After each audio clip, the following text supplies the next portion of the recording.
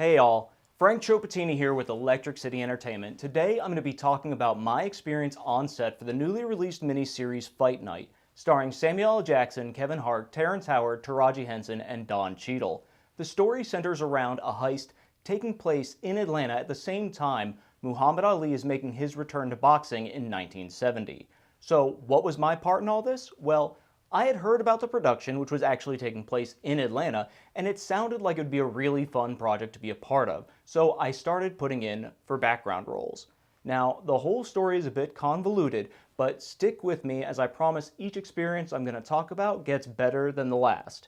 So, I was first cast as background for a department store scene as a customer. Now, if you are new to how background casting works, usually what you'll do is you'll bring in clothes for costumes from home to see if they'll work for a scene, and they'll normally ask you to bring in 2 or 3 looks that they can go through and decide on if they like it or if they don't, and then costumes will find something else that will work for the scene if you don't have something from home.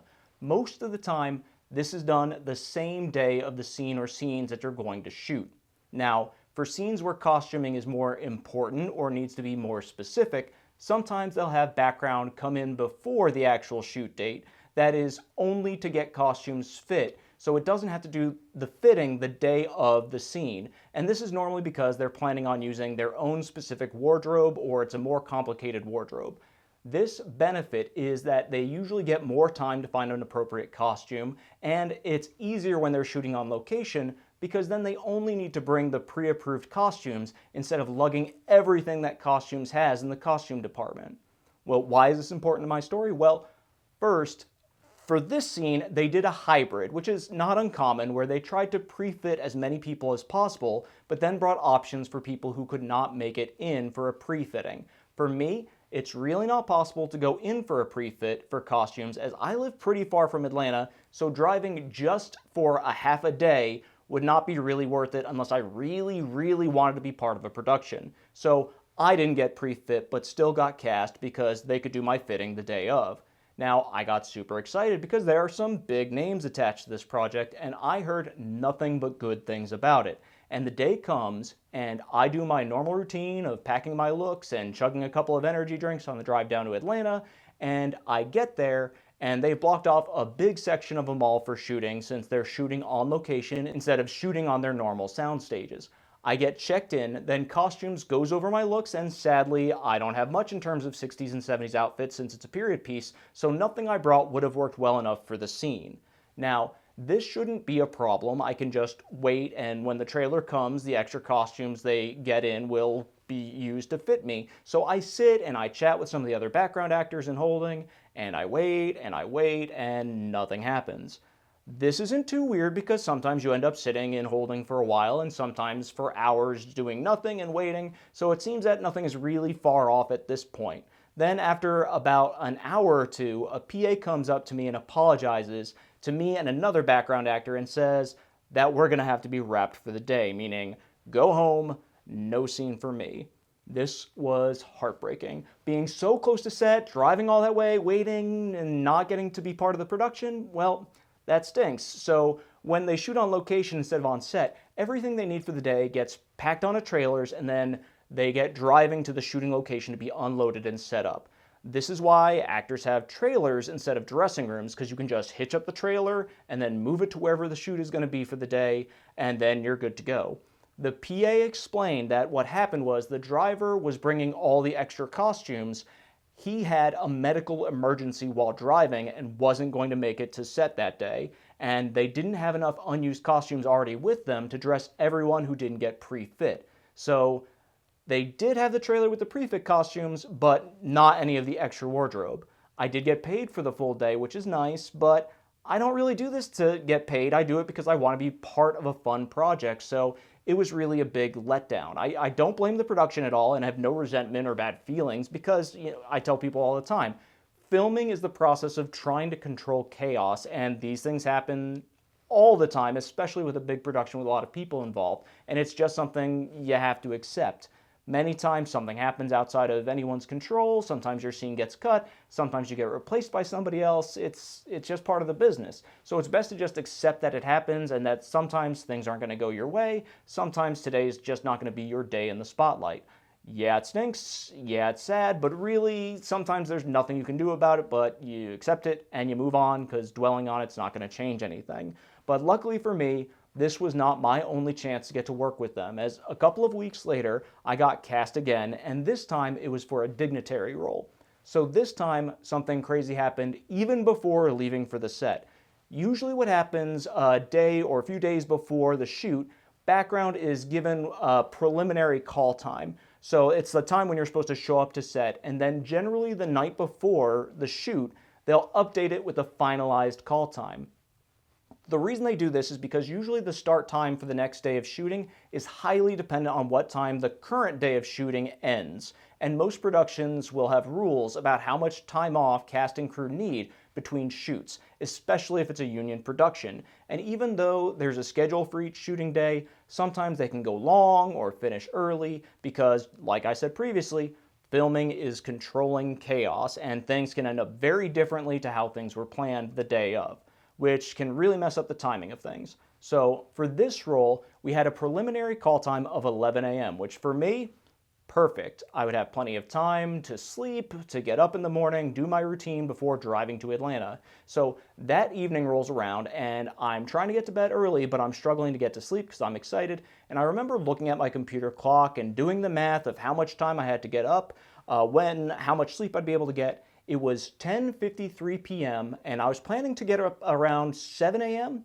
And so I figured I had enough time to take a nighttime medicine for sleep, not anything, strong like a Tylenol PM. So I take the pill and literally 1 minute later at 10:54 p.m., the email comes with the finalized call time. But this is where the big surprise is.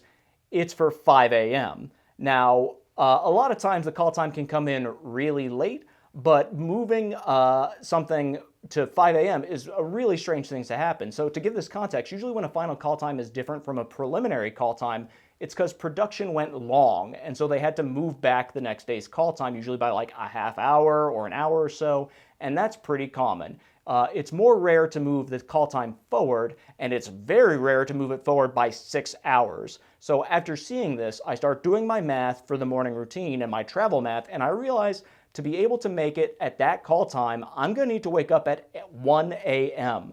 So I just stared at my computer trying to figure out what I'm going to do. The pill literally hasn't even started dissolving in my stomach at this point, and it's going to be the strongest when I'm supposed to wake up. So I seriously thought about trying to make myself throw up to get that pill out of my system because I already missed my first opportunity to be in this.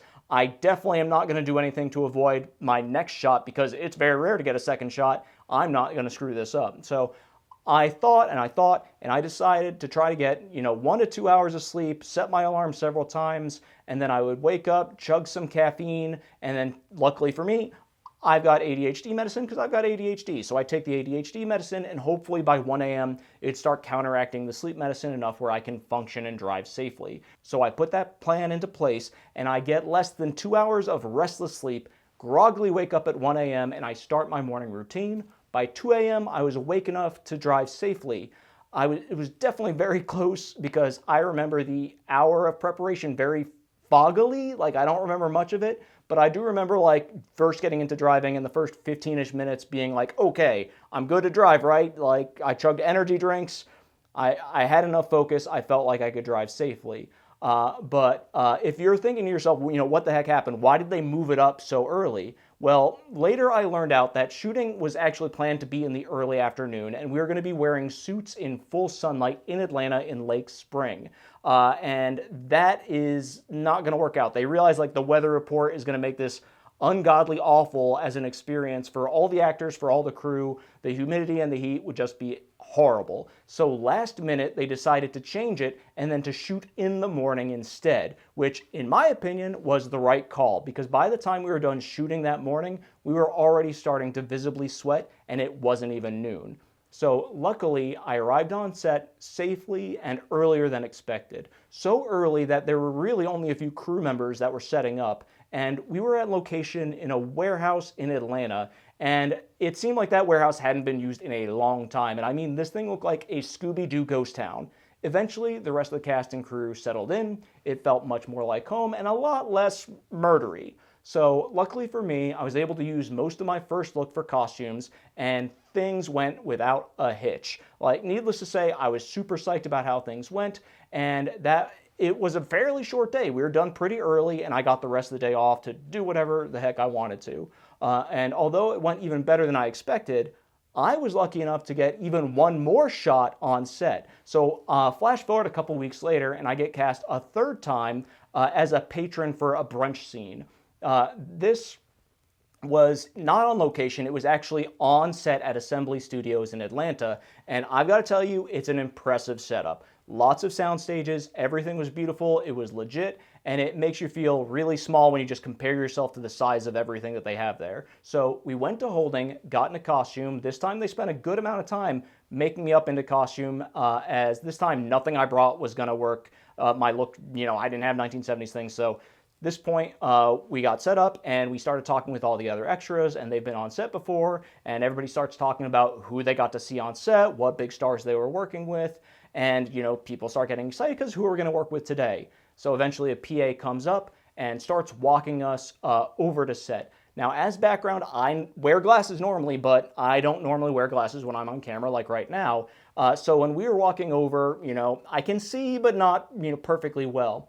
So we walk down between the sound stages, and then we get to the extra holding on set, and the extras start talking, and they go, "Hey, when we were walking, did you see Don Cheadle?"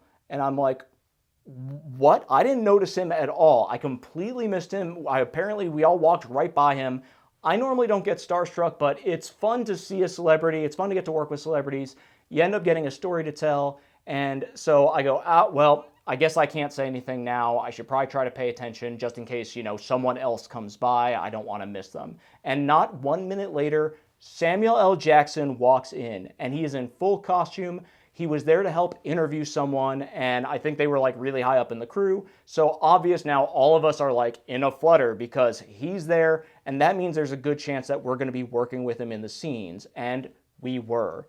It was a scene with him and Terrence Howard talking over brunch, and I got very lucky as I got to start the scene literally 4 feet from both of them. Cross the camera, then walk towards the back, have a fake little conversation, have fake drinks, and that was like the rest of the scene for me. So for me, I've got one word that'll describe Samuel L. Jackson, and that is intense. He has two really main moods that I saw in my time there. It's either I'm your best friend and I'm super happy to see you, or I'm going to give you sass because I know I'm Samuel L. Jackson. Terrence Howard, also really strong presence and no homo, beautiful eyes. I mean,